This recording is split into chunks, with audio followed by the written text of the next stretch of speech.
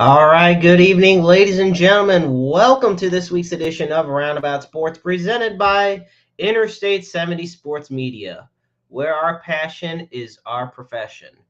Thank you so much for tuning in. It is Wednesday, April 17th, 2024. I'm the maestro, and we have Ed Wheatley, who'll be joining us shortly. He is the author of many books. He is including St. Louis Sports Memories, Forgotten Teams and Moments from America's Best Sports Town. I am so fortunate to own a copy of this amazing book, and I've known Ed for many years now. He's also heavily involved with the St. Louis Browns Historical Society. He is just such a significant figure in the St. Louis area and in the sports world. So we will be having him on shortly. We want to. I'd be remiss. First off, I want to say you can find us on Facebook, on X, on YouTube under Interstate 70 Sports Media. You can also find us. Um, you can find it on my personal X account as well as the Interstate 70 Sports Media X account. But we're gonna kick things off, and like I said, I'm gonna bring Ed on soon, and we're gonna get his thoughts on this. Although I know he's been asked a lot about it lately, and that's the passing of Cardinal Hall of Famer, Baseball Hall of Famer, Royals legend, that being the one, the only Whitey Herzog. It was announced yesterday morning that Whitey Herzog passed away with his family by his side at the age of 92 years old. He was the second oldest living Hall of Famer at the time, behind only Willie Mays. And I mean, Herzog's days as a Cardinals manager, they're well remembered as, of course, Whitey Ball. And I mean, elements such as stealing bases, situational hitting, emphasis on getting on base as opposed to necessarily just swinging for the fences. Those were some of the many attributes that were on Whitey Ball teams. And it led to, well, for the Royals, he won the American League West 3 straight times. For the Cardinals, obviously he won the World Series in 1982 with the team, and then he won 2 pennants in 85 and 87. He also earned the Manager of the Year award in 1982 as well. Bill DeWitt Jr., the chairman and CEO of the Cardinals, said in a statement, quote, "On behalf of the entire Cardinals organization, I'd like to offer our condolences to the family and many friends of Whitey Herzog. His teams played a big part in changing the direction of the Cardinals franchise in the early 80s with an exciting style of play that would become known as Whitey Ball throughout baseball. Whitey loved the Cardinals, their fans, and St. Louis. He will be sorely missed." Um, Commissioner Rob Manfred also released a statement passing out his condolences as well. So, folks, be sure to say in the comments some of your fondest memories of the late, great Whitey Herzog. Um, there was an interesting photo that was published on I-70 Sports Media yesterday morning, and it was of the slew of Cardinals Hall of Famers that were in the Baseball Hall of Fame. You had Musial, Reg Shandy, Slew Brock, Bob Gibson, Bruce Sutter, Ozzie Smith, and Whitey Herzog. Well, looking at it now, fans are in more of a somber mood about it because now Ozzie Smith is the last surviving member of that picture. With all that said, and we're going to continue the tributes throughout the show, but I want to bring on Ed Wheatley. Like I said at the top of the hour, Ed is accomplished author. He's the leader of the St. Louis Browns Historical Society. He preserves the history and the legacy of this American League team that, ironically enough, when they moved to Baltimore, the now Orioles did everything they could to erase the history of that franchise. Um, and baseball's been his life.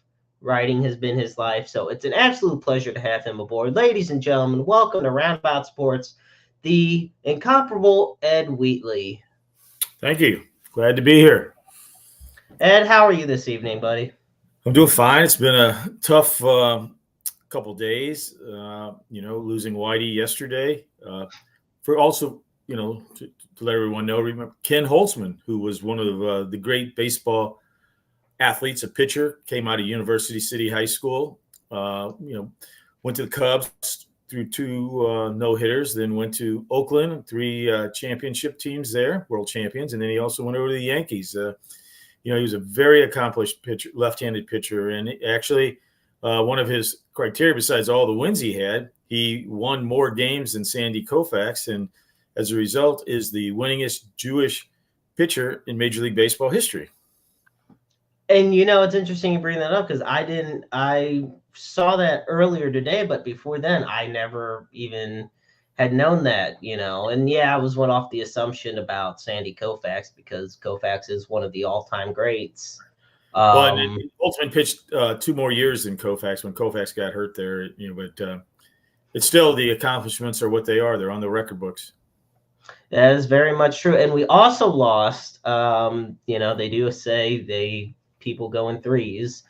Carl Erskine, who was the last surviving member of the Boys of Summer Brooklyn Dodgers teams of the 1950s. Yeah, the sole 1955 Brooklyn Dodgers, the only team up there that won a world championship there in 55. But unfortunately for Whitey, up in the Northeast, New York, where they're all kind of centrics about their own stuff, and realized, all the news was really all of a sudden about Carl Erskine there later in the afternoon, as opposed to, Whitey did so much more for the world of baseball, not only here in St. Louis, but across all the country in all his stops. Absolutely. And that's the interesting thing is, he's most memorable for his time with the Cardinals, but and like I put at the beginning, the show before we did the intro, was the fact that, he did start managing with the Kansas City Royals, and a lot of his early. He started with the Texas Rangers. He took over the Rangers, and then he came to Kansas City, where he got the 3 straight American League West championships. He had an 8-year Major League Baseball career before that. People forget. He signed with the Yankees, played with the Yankees in the minors, got traded to the Senators, then went to the Athletics, and then to the Baltimore Orioles. But he said his baseball became very good to him when he quit playing baseball. And, he became the manager. Yeah. That's a good way to look at it, honestly. You don't. It's interesting because you don't hear a lot of managers that had successful playing careers. I guess from high statistical standards. I think to me, making it to the major leagues is considered a success, but I think a lot of players or a lot of managers didn't have the most statistically successful. I know John McGraw was a big exception to that. Well, I think to your point, there are a lot of those, and there's some very good parallels about who became good managers. Just like Whitey, his mentor was Casey Stengel. Billy Martin, his mentor was Casey Stengel. Hank Bauer, who was from East St. Louis here in this area, went on to lead the Orioles to their first world championship, and a long-term Major League manager. Hank Bauer was his. So, Casey was his mentor. And so I list all the, but all the one thing these men have, and they weren't superstars. They were guys who had to fight to get into the lineup and stay in the lineup. They sat on the bench and watched Casey act. That's why guys like Babe Ruth could never be a good manager. Rogers Hornsby was never a good manager. Rogers Hornsby, every time he got a manager job, he got fired the next year or traded. He was here, took the Cardinals to the first World Series in 26. Immediately, they shipped him off to New York because he expected everybody to play at his level and hit over 400 every year, and then traded him for Frankie Frisch. The Giants got rid of him. The next year to Boston, the Braves got rid of him, sent him to Chicago Cubs. He lasted a year and a half there. And the team actually won the second year, but they voted him because they got rid of him in midseason, 0 share because they had no respect for him. And eventually the Browns would make him a manager, and the team said, we're not going to play as long as he's the manager. And Bill Veeck had to fly up to Boston and relieve Hornsby. So, but these guys who are journeymen like Whitey, they learn the game and they understand what it really takes to play the game. Whereas some of these that are just so athletically talented, they expect everybody to be like them. Yeah. And I think I was going to say, I feel like the standards have definitely risen up a bit when, you have that kind of that mentorship passed on to you. Oh, yeah. And, looking back at Whitey's managerial career, I mean, the Cardinals teams of the 70s, it goes without saying how much they struggled. A lot of people were very disengaged with the franchise after their struggles. And of course, they were soured after 10 years from Ken Boyer and Vern Rapp. I mean, definitely. I mean, Boyer was a beloved player, but was not the best manager. No, his style was a little different, and Vern Rapp's was even worse. But I mean, the other thing I also tell a lot of people, find your top baseball cards from the 70s and look at the players, they weren't, the future Hall of Famers. Like when Whitey, he put together that team, he selected, this is the team I want. And he put them together. Gary Templeton, great player, right? No, he wanted Ozzie because Gary was not the kind of player that Herzog wanted. Ted Simmons, the Hall of Fame catcher, right? He was not Herzog's type of catcher that he thought he could win with. And that's why he brought Darryl Porter over. And, think about it. He trades and gets Raleigh Fingers. And, for those few hours, Raleigh Fingers was a Cardinal there. It was like, oh, my God, we got Raleigh Fingers, and he's gone because that's not he was taking his trade bait. And, so there's all these different types of players. Whitey had that knack of understanding baseball talent and what it took to win, and not only win, but to win here at Busch Stadium, where, for many, the AstroTurf was a bad thing and everybody hated it, right? Whitey said, no, I like it, and we're going to build a team, and we're going to use it to win. And, that's how they won. I think it goes without saying that Gary Templeton did not get along well with Whitey Herzog. Or anyone in St. Louis for that matter.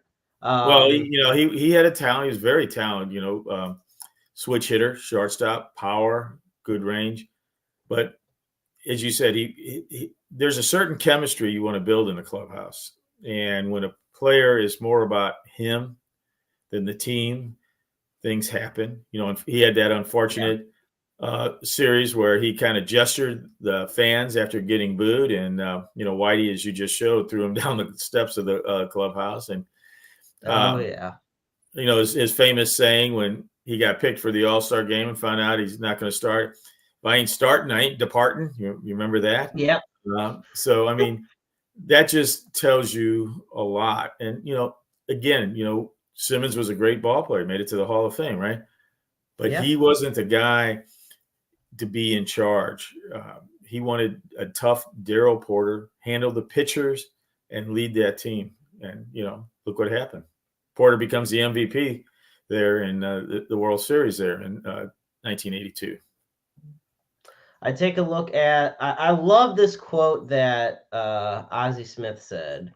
He said, quote, because remember, he had a no trade clause, and it was going to take a lot for him to waive that in order to be traded to another team back in 81.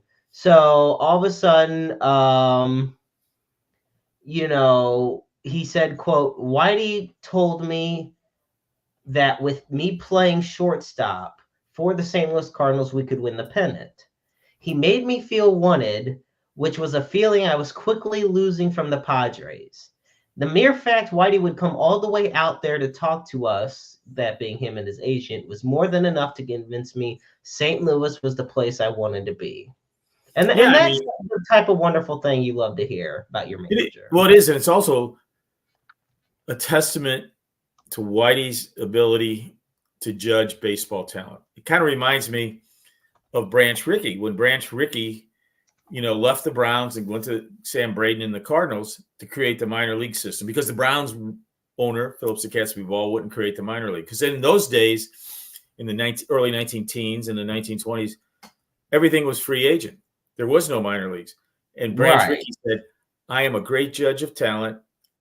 I'm going to create the minor leagues, sign these guys to contracts. Well, for the Cardinals, they win in 26, 28, 30, 31, 34, 42, 43, 44, 46 under Branch Rickey's talent eye. And I thought the same thing was, very comparable to Herzog. He saw this real tiny, we all saw on TV. Look at who we traded. Templeton was more of a muscular, a power hitting shortstop with speed. Right.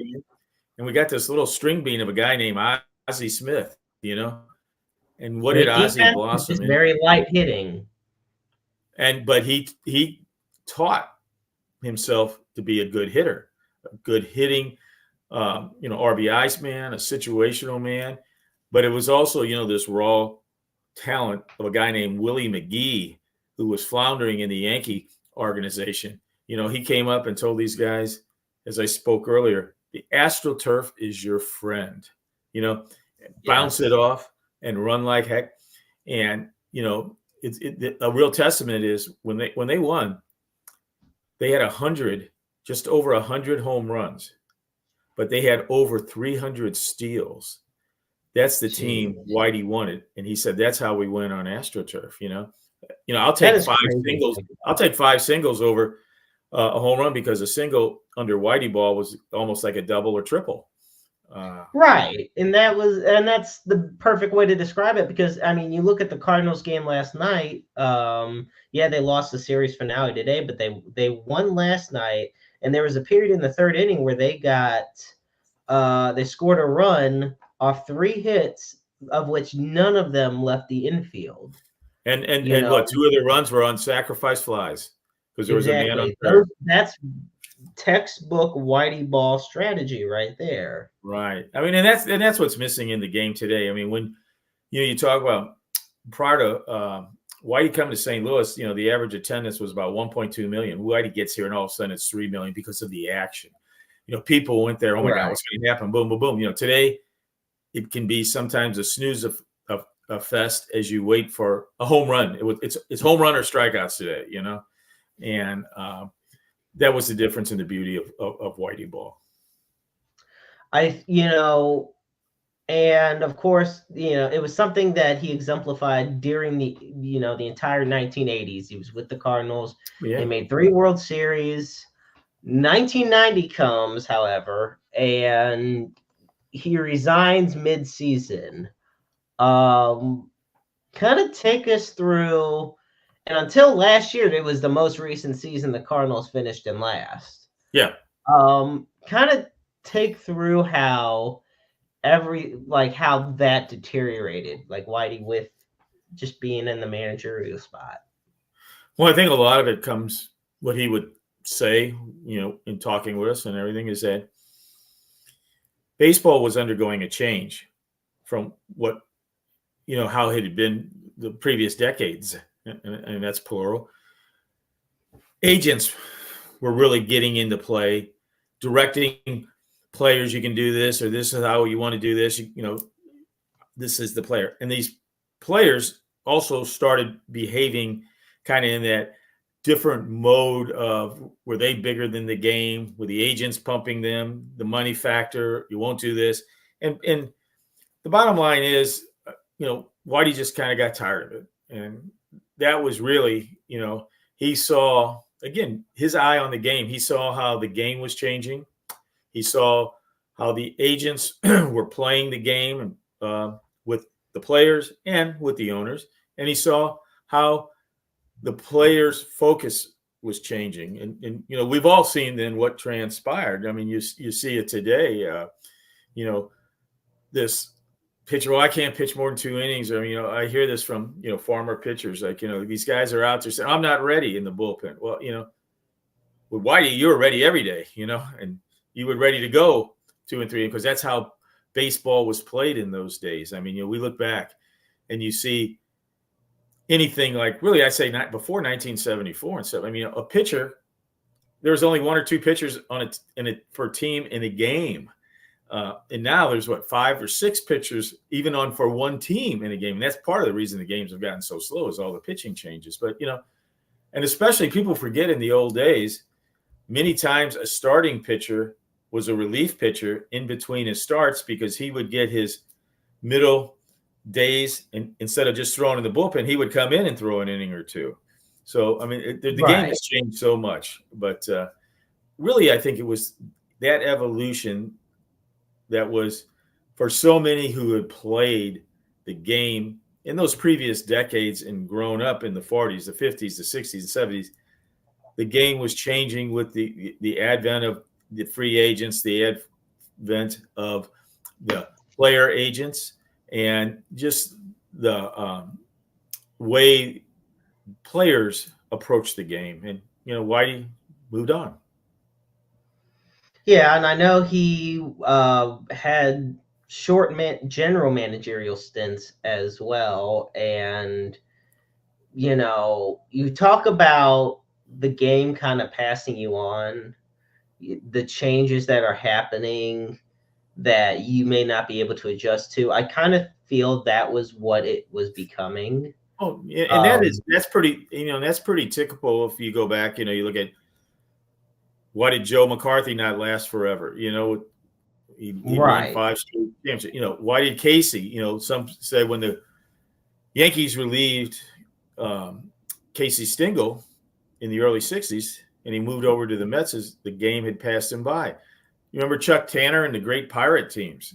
One of the excuses the Pirates came out was the game was changing and we needed to change our leadership on the field. So there is this advent of evolution within the game and the evolution of management. And some of it is just the talent and the way the game's approached. Now, like, just waiting for the home runs, or these, how many pitchers, because the games are pretty much dictated already, scenario scripted before the game starts. In the afternoon, this is how it's going to be. We'll use this guy today against this guy. I mean, it's pretty well scripted.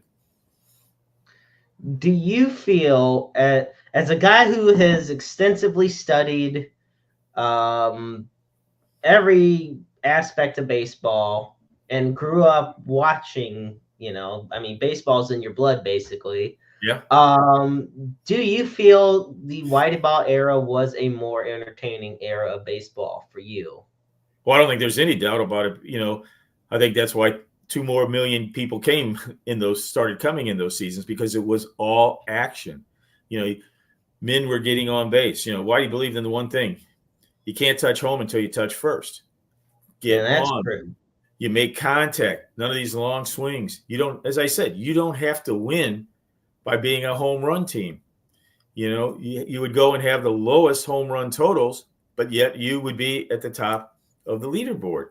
But you got on base one way or the other, and it was build around speed, chop the ball on the AstroTurf, or drop that ball and get the bounces out between right center or left center in that area, and just keep running and, use the steal, use the bunt. I mean, today, when was the last time you saw a bunt? Man on first and second, nobody out. What do? You bunt, Then you got second and third. How many ways can you score from third base? Right. He played baseball the way it really should be played, and it's none of this matchups. He had confidence in his whole team. His 2 orders: be on time and play as hard as you can. Well, and it's interesting because you look at, and we got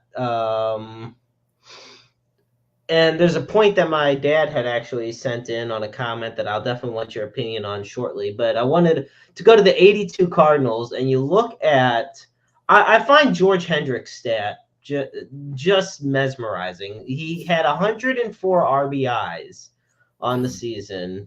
He Yeah. had 19 home runs. Yeah. Like, only 2 players on that team had more than 10 home runs that whole season. And that was Darrell Porter and George Hendrick. Yep.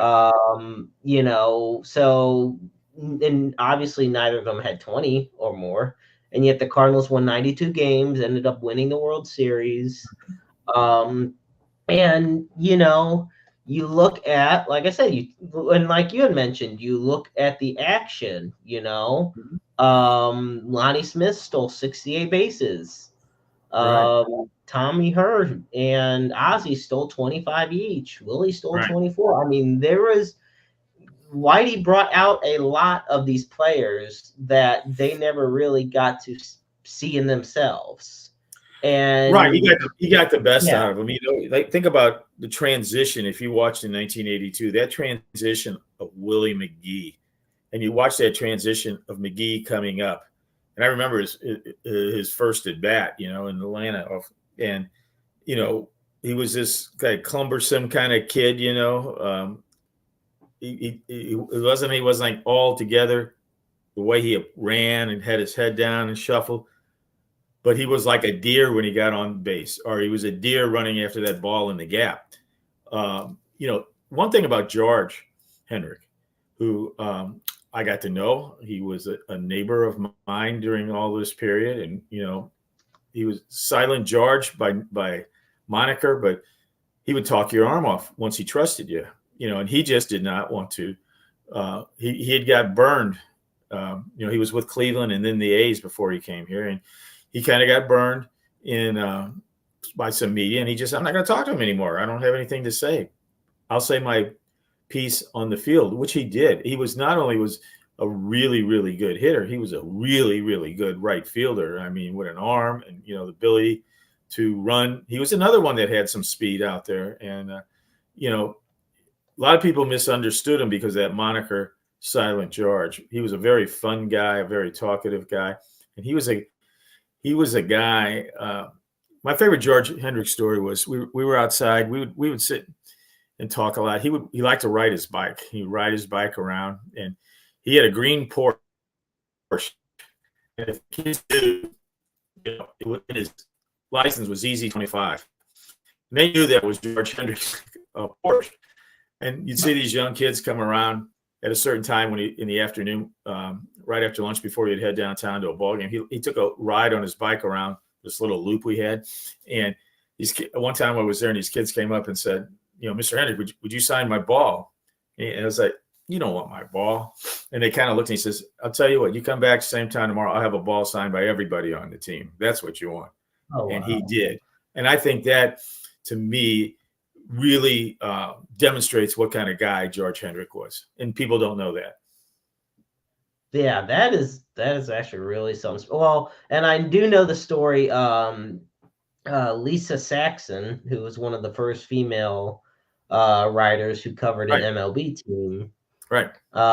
George Hendrick was a big component of, quote unquote, for protecting her, because she dealt with a lot of verbal abuse and harassment, notably from guys such as Reggie Jackson. Right.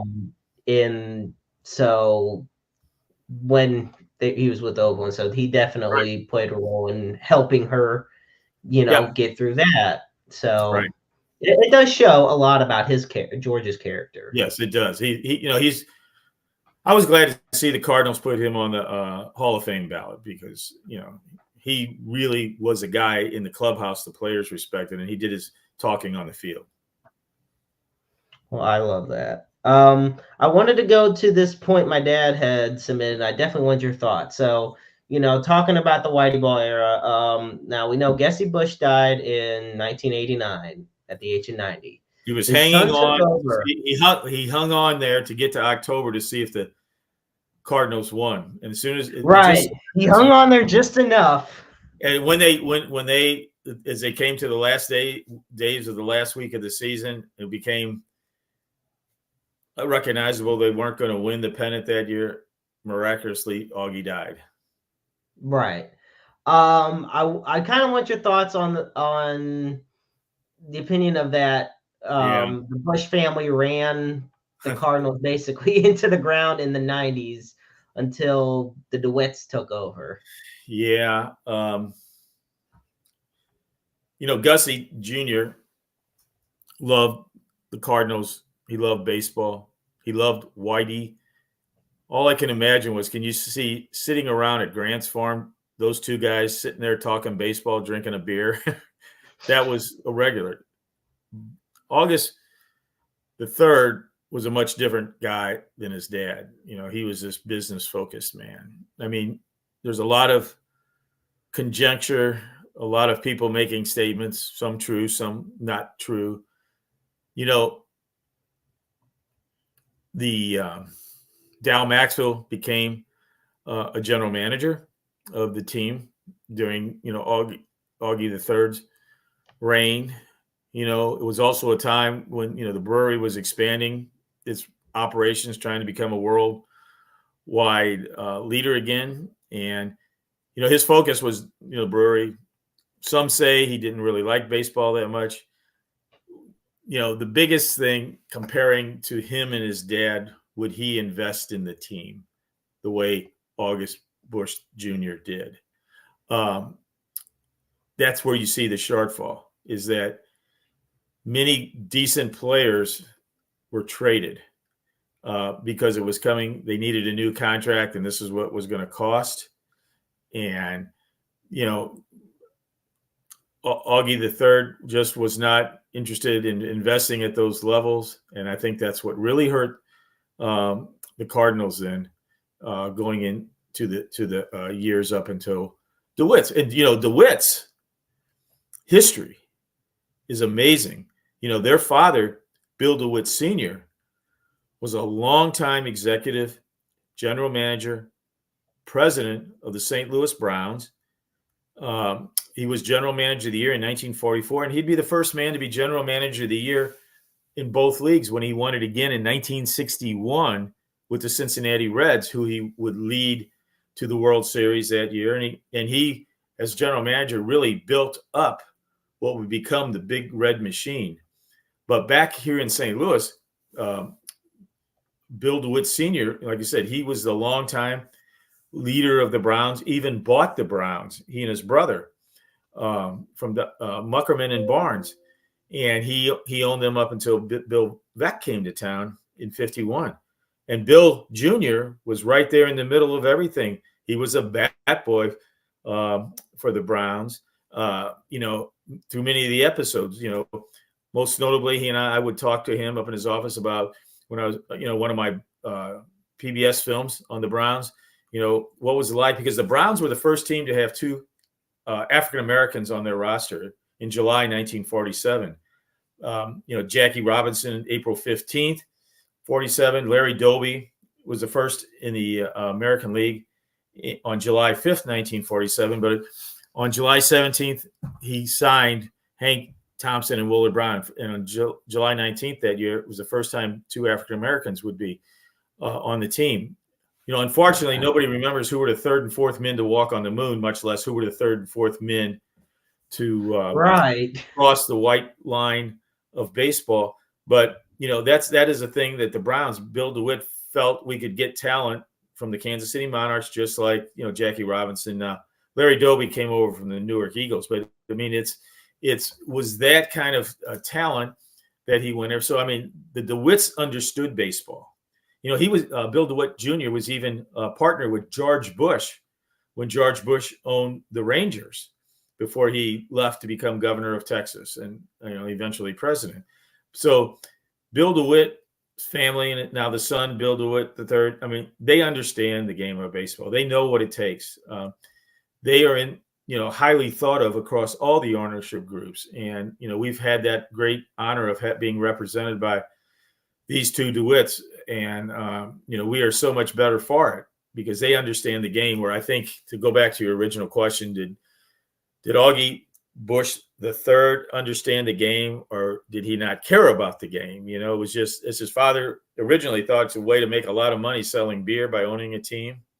But Augie Bush Jr. just had this love of the game. He evolved, and he was a character in himself. It's kind of like my favorite Augie Bush story was in 1953. When they bought the Browns had always owned Sportsman's Park until Right. Bush bought the Cardinals and bought Sportsman's Park when the Browns left to go to Baltimore and become today the Orioles.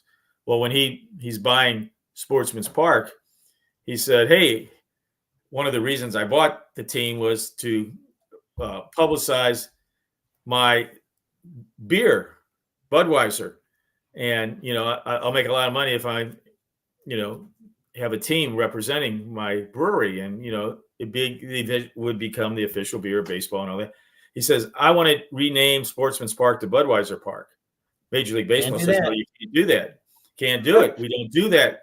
Today all the stadiums are named after liquor or whatever, but they said, "No, you can't." He says, "Then fine, name it after me, Bush Stadium." So that's how Bush Stadium, Sportsman's Park, became Bush Stadium. We call it Bush Stadium 1 now.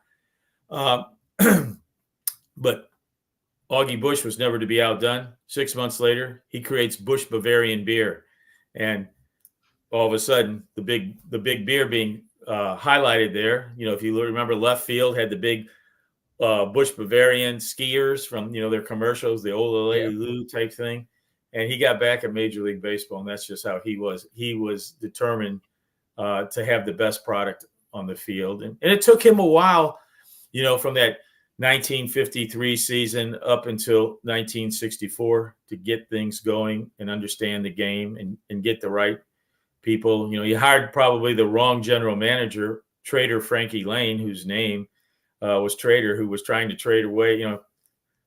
Cardinals had back-to-back rookies of the year with Wally Moon and Bill Verdon, and Frankie Lane trades them away. I mean, what could they have been if they would have not made some of the poor trades he made? So, Right. Well, folks, first off, I want to thank you so much so far for tuning in. We are past the half-hour mark here on Roundabout Sports. I'm Jeremy Karp alongside president of the St. Louis Browns Historical Society, renowned author and sports historian, Ed Wheatley. Ed, it has been such a great pleasure so far. I want to shift gears now. For those are just tuning in, we had an extensive talk in regards to a tribute to the late great Whitey Herzog. A little bit of good backstory as well on some of the amazing teams we've had here. I want to shift gears now towards, and I make sure to have it with me, your latest book, St. Louis Sports Memories, Forgotten Teams and Memories from America's Best Sports Town.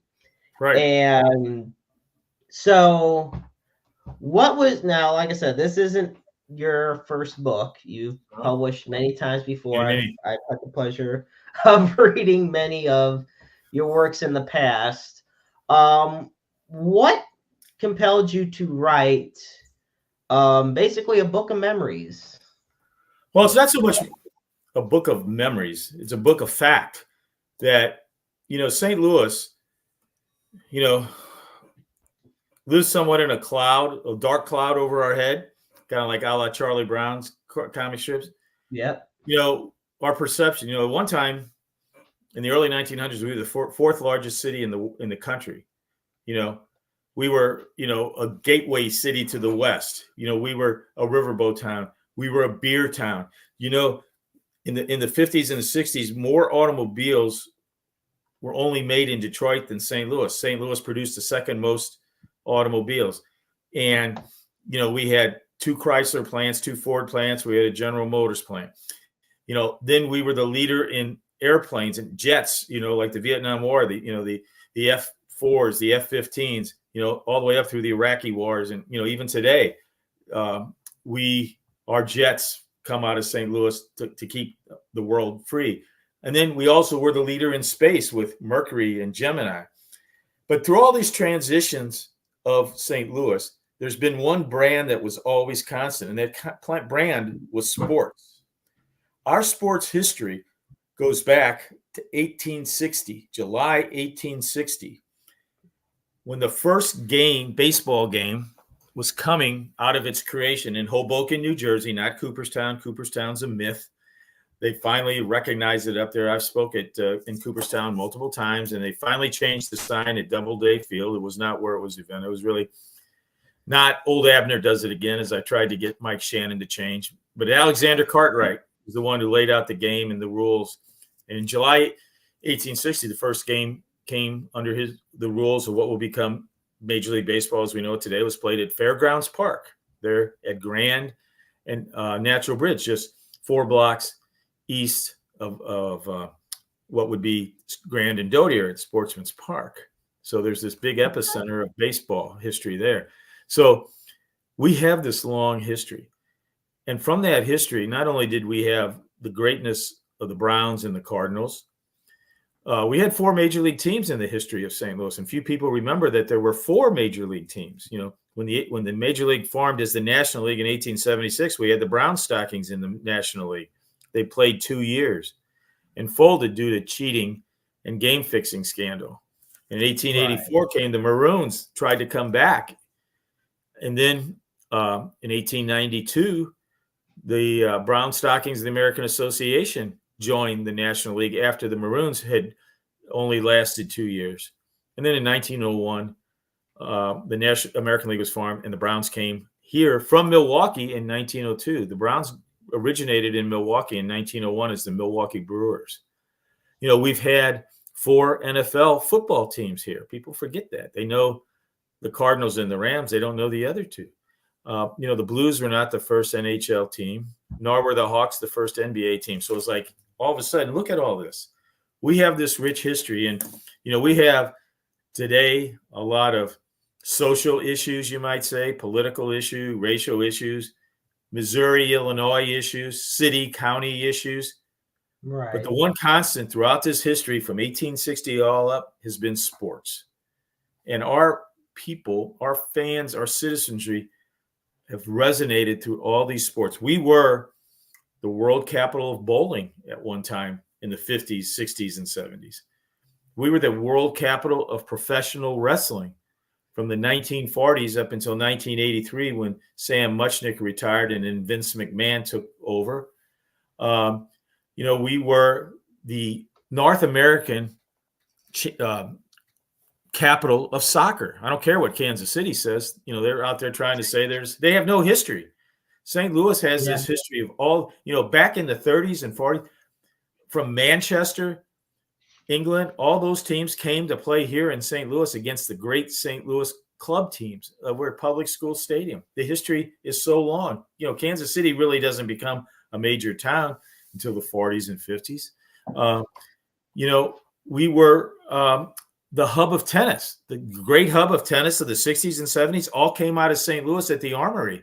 You know, with Jimmy Connors, you know, Chuck McKinley, Ken Flack, great doubles. The Golden Girls, all 3 Golden Girls regularly playing in all the Grand Slams. And, of course, Arthur Ashe. Why did Arthur Ashe, who could not play indoors or against whites in Richmond, Virginia, he came to St. Louis to hone his great game because that's where tennis was king. And today we are the world capital of chess. More grandmasters live in St. Louis than any other city in the world. And I'm talking Budapest, Prague, Moscow.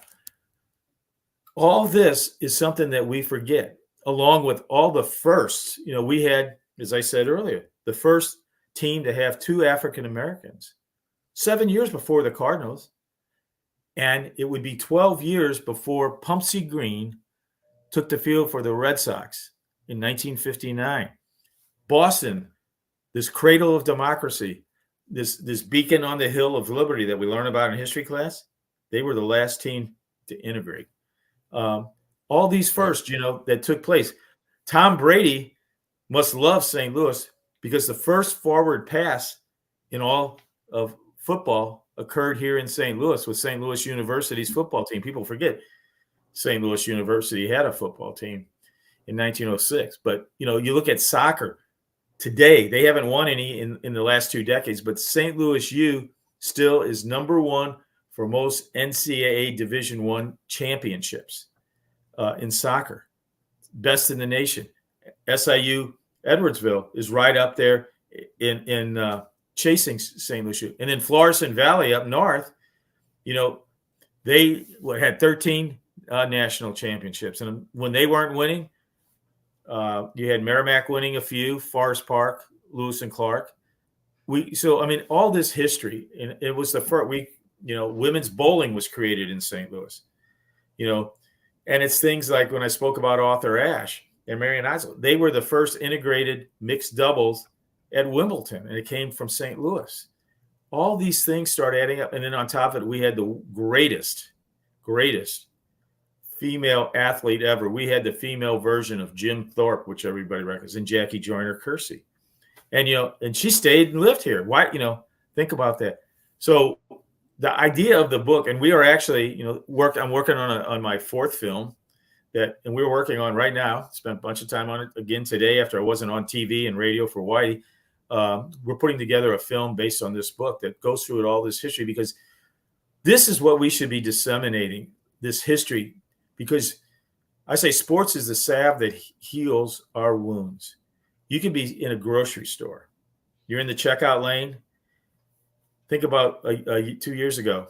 You don't talk to people a lot of times. They don't talk to you. Maybe a woman, maybe a man, it may be someone different. They'll turn around and say, "You think Albert's going to get one tonight?" As he was chasing 700.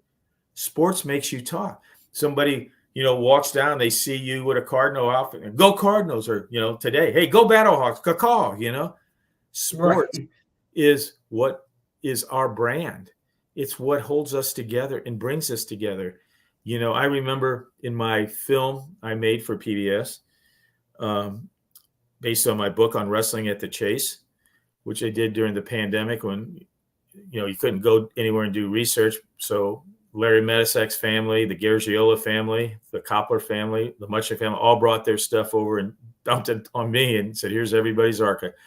But, outside in St. Louis, they were having pickets, racial timed picketing due to the 60s. But inside, when you hone and do backdrops and you see all the people watching, they're in the studio side by side, blacks and white. And we interviewed some of these people. What was going on outside? And the one individual said, "That's outside. In here, it doesn't matter, black, white, we're fans." And so through all the civil and social discord that we have, we should use the greatness of our sports history to highlight we are a good town. And we come and we root together. We've got roots. One thing about St. Louis, they say people don't leave. And we've got this history. Corkball was created, this game that. Yeah, I wanted to bring that up for a second because one thing in the book is about corkball. So kind of take me through that of corkball. Corkball was really created in the 1880s. It was actually Chris Von der Eye who would bring the team that would be the Cardinals into the National League. It was called the Brown Stockings American Association. And he owned a bar, just like Augie Bush. He thought he came over as an immigrant from Germany, Chris Von der Eye, and he bought a tavern on Grand Avenue just east of Dodier.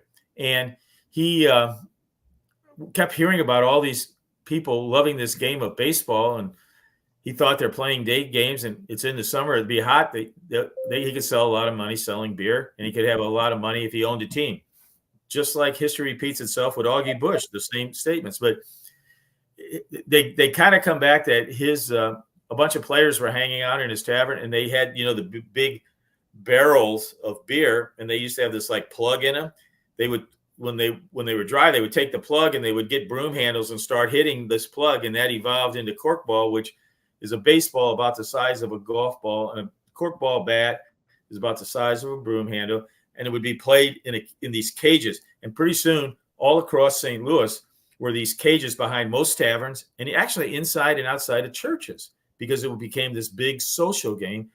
And that game then got taken across the country by servicemen from St. Louis, who would then teach other people how to play it. And it was then across the country, and a company called Markwart's kind of came into business as a sporting goods procurer of corkball equipment, and kind of like Rawlings was, up the street, because that was another thing, talking about the greatness of St. Louis. We had Rawlings, which was the great procurer of sports equipment, mainly baseball, but it went to all the sports. And we had the Sporting News, which was the sports Bible, all here in St. Louis, downtown. But corkball became everywhere. I mean, I've got stories and pictures in my books and film about Yogi Berra teaching the Yankees how to play corkball in Yankee Stadium, or out during World War II in Korea, out in the Pacific Ocean on aircraft carriers or other ships. They would build corkball cages, and out on the flight deck, there's men playing corkball while they're just sailing along, Just and swinging away. but it all comes back, these things that are first. As I spoke, like the first forward pass was done in St. Louis. Corkball, was first. Corey League. The Corey League was just like corkball. It was created by George Corey in 1934 to keep the kids from, as his wife said, becoming hooligans. So he organized Little League Baseball, and soon the Corey League spread from St. Louis to all the states in the Union and into other countries, and is still headquartered today in St. Louis. So, it's Rawlings. Just last Friday, they opened up the big Rawlings experience at their headquarters now, that's moved to Westport Plaza. Anybody who hasn't been out there should go see it. We were out there helping them build some of their displays. We have Rawlings. We had the Sporting News. The sports world centered around St. Louis. And the other thing we had that people fell in love with St. Louis sports is KMOX radio and its Clear Channel. Because all the way up until 1958, professional sports, be it baseball, football, hockey, basketball, you started in St. Louis, draw a line up to Chicago, over to Detroit, straight over to Boston, down to really Washington, and then follow the Ohio River to Cincinnati, back to St. Louis. That triangle was all that was sports. But here in St. Louis, we had KMOX, one of the most powerful clear channels in the country. And we had all the West and all the Southwest and all the South.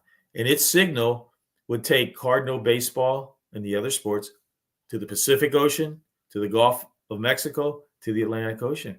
And people fell in love because that's what they could listen to beyond the Mississippi River. And they fell in love with the Cardinals. They became their heroes. And that's where people came to vacation to St. Louis and supported the Cardinals. And that's how their families passed down the tradition of St. Louis sports. So we have this brand. And that's why I wrote the book, because more than anything, Wall Street Journal just last Friday put out not a very nice article about our downtown St. Louis. But we need to talk about what sports is all about, and how it is the salve that holds St. Louis together. Well, and you just take a look at like the first insert cover, and it just shows the plethora of baseball history right there. Basketball, football, I mean, just everything. The St. Louis Flyers, the 1886 St. Louis Maroons. Right. I mean, and one thing I want to ask, you're the president of the St. Louis Browns Historical Society. Yeah. So, I mean, and you have been a long time, and you've been involved with the preservation and keeping the legacy of the St. Louis Browns alive. Right. Now, they moved in 1953. We're in 2024. Yep. And Frank Saucier, Ed Mickelson, and Billy Hunter are the only three surviving players. Yeah.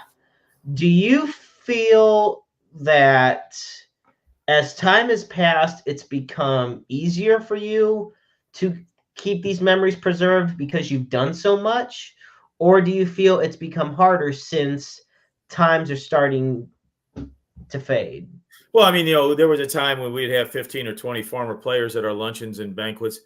The last 3-4 years, forget the COVID year. I mean, we'll pack the MAC with 400 people coming to our luncheons. We'll bring in good talent. Last year we had Rick Dempsey. We've had Jerry Royce. I'll tell you guys all here on September 24th, Michael Veck, Bill Veck's son, is going to be here. I'll Oh, have wow. a lot of other big names. I mean, Mike Veck is one of the biggest men on the circuit talking baseball. His stories, I mean, I can't wait. I want to bring Dave Phillips, the umpire who forfeited the disco demolition night back in Chicago that Oh, Mike boy. Veck tried Yeah. pulling off because they ruined the field, blowing up the disco records. We're going to have a great time, and I have a lot of other great baseball names I'll be announcing. But people come. Sure, when I took over, I wrote the book, got picked. The Browns book got picked as the best book published in baseball. Really got to energize. I was then asked to do the films for PBS. We set records with the first film of viewership. We got an Emmy nomination. We did a sequel because everybody demanded it. We've got another Emmy nomination and an Emmy win. People have been energized. Every year we go over to the Gateway Grizzlies, and it's Browns night at the Grizzlies, and we Yep. dress them up in I'm just retro. thinking about that. And and we have these beautiful bobbleheads. I mean, I really work with the developers to make it exactly like their faces. I remember Roy Seaver's daughter crying that's my daddy's face, or the Sisler boys. We've done, because people forget the Browns had the first MVP. 1922 was first awarded. George Sisler was the first. 1949, Roy Sievers was the first American League Rookie of the Year. And we've done both of those, honoring them. Don Larson was a rookie with the Browns, and he would always call. I have that too. Give me 1 second. I have it. Well, I have the picture of it if it'll let me upload. He always would call. When's that, Eddie? When's that luncheon? I'm coming. And he would come here and he said, "Look, for you, I'll sign free. Anybody who wants my autograph. Everywhere else, it starts at $100 because the Browns gave me a chance, and there would be no Don Larson, Major League ball player, if it wasn't for the Browns. Satchel Paige, I did him. I proved myself to his daughter how we're taking care of Satchel's reputation, and she's a big supporter of the Browns now. Yep, that was Don Larson. Yep, there's Don Larson's bobblehead that was given out at the Grizzlies. Last year we did Marty Marion. He was the last manager 70 years ago. This year we are doing Ned Garver, 1951. Okay. MVP runner-up. Some say he should have won. He did win, but there was some shenanigans pulled, and he won 20 games on a team that lost 100. Great pitcher. And that's August 15th. And every year we dress them up in the retro year that I pick associated with the player, and we give a bobblehead. It's a great bobblehead this year. I take an exact picture and we duplicate it exactly like the pictures, and it's rapidly becoming a very expensive collection because the demand, because it's limited to the Rascals the Grizzlies, and it's going to be a fun night. We'll have our luncheon on September 24th. And the thing that, before we leave, I want to really highlight, you said we haven't played. This is the 40th anniversary of our fan club, which was created 40 years ago, 1984, on the 40th anniversary of the 44 World Series. The pinnacle of baseball in St. Louis, when both of our teams met, the National League and American League team met. So we're going to celebrate that. But it's very important to remember that in St. Louis, people have passed down the history of the Browns. Who was this team? My grandfather always wore a Browns hat or rooted for. My dad. They come and they learn. Partly they're energized by the book. Partly they're energized by the movies we've done. But they come and want to learn more. We're going to continue to survive for a long time. But there is nothing like us for the New York Giants. There's nothing like us for the Brooklyn Dodgers, the Philadelphia Athletics, the Boston Braves, all those relocated teams from the 50s like the Browns were.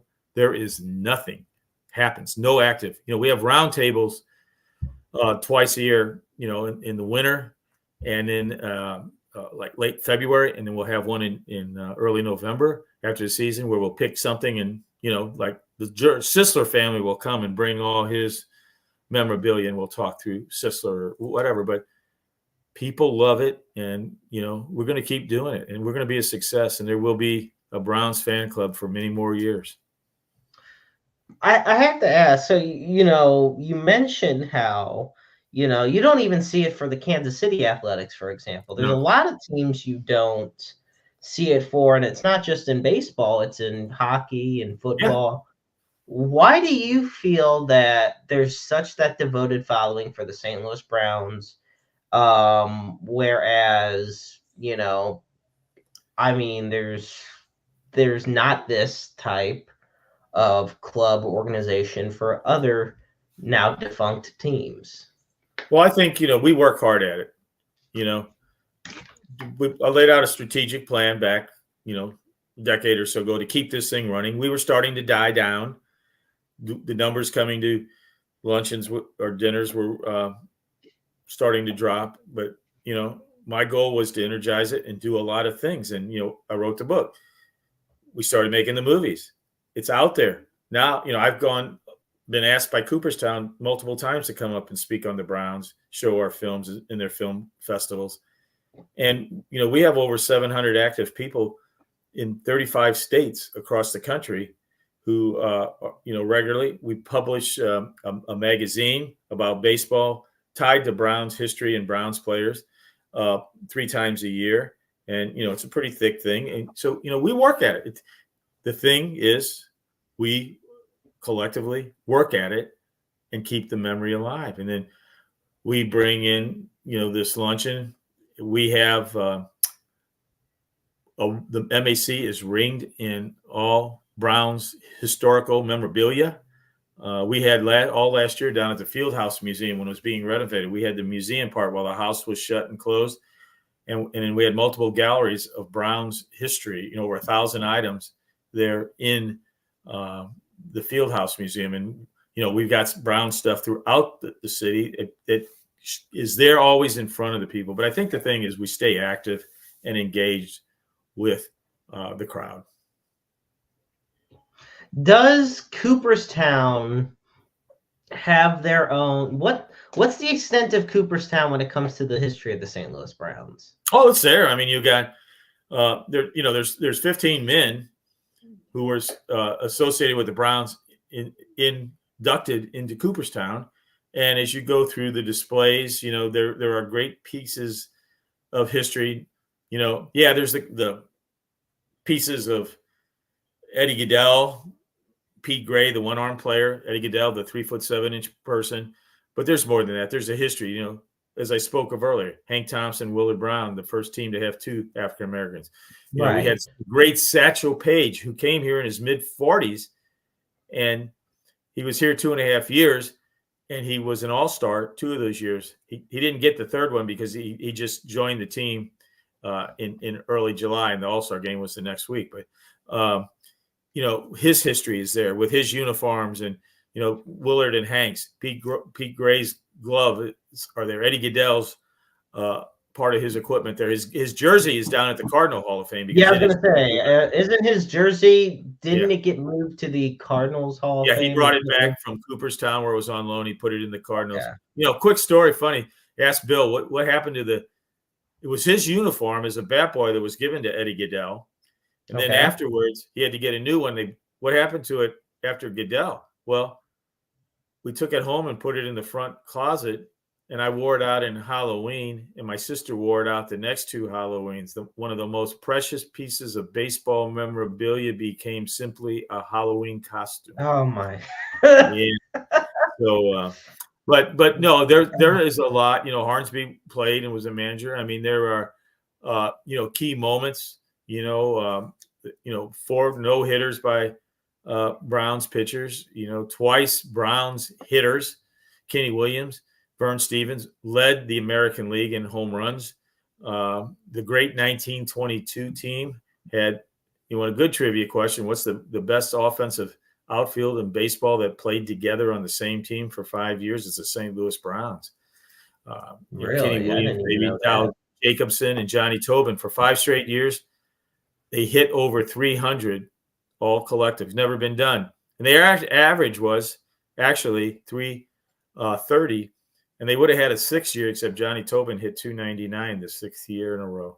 So there's all those little pieces, and it's up there in Cooperstown. We kind of make sure, it's represented. There's uniforms and hats from different players and moments of Browns history. So, but I think a lot of it is attributable to how we call it out here in St. Louis, and all the fans who, and they're not all gray-haired guys in their 90s. We have a lot of young fans who just, because St. Louis is the best baseball town in America, love it.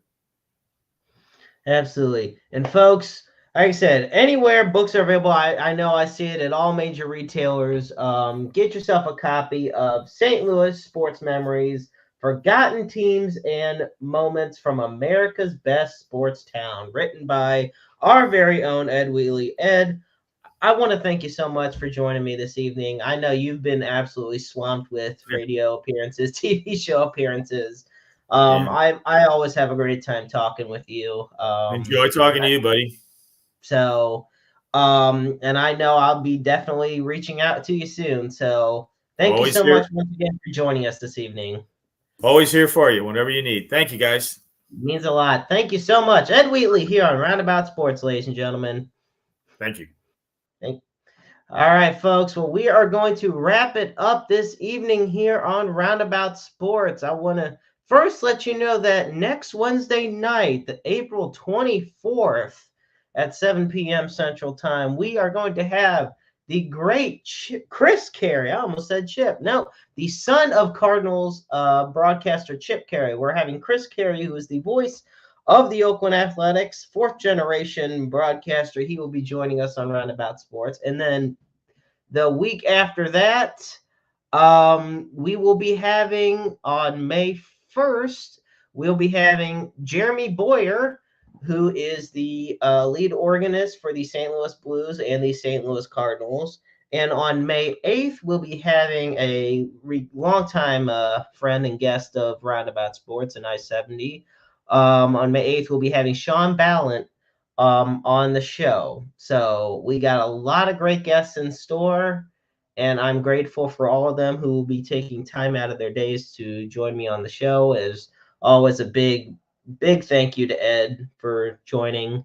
Folks, we're going to wrap it up here. As always, I put up the NAMI helpline. For that, you dial 1-800-950-NAMI, 1-800-950-NAMI. It's the National Alliance on Mental Illness, the largest grassroots mental health organization in the nation dedicated to building better lives for those who struggle. And of course, as always, we put at the bottom of our screen, for those tuning in on the audio-visual version of the show, the Suicide and Crisis Lifeline. And for that, you dial 988. The line is open 24/7, 365, 366 on leap years. Understand you're never alone in this world. There's always somebody out there who loves you and cares about you and what's absolute best for you. And you are just, we all go through our struggles. The road should not be traveled alone. You are just a phone call, a text message, an email away. And you could possibly be the listening ears for somebody else who is in need. So I want to thank you all so much. Be sure to follow us on Facebook and Twitter, or X, whatever you want to call it, and YouTube at Interstate 70 Sports Media. You can also follow Roundabout Sports on Facebook as well. And also be sure to check out Issues with Wrestling with Christopher Miles every week, as well as the Wrestle Talk podcast every week.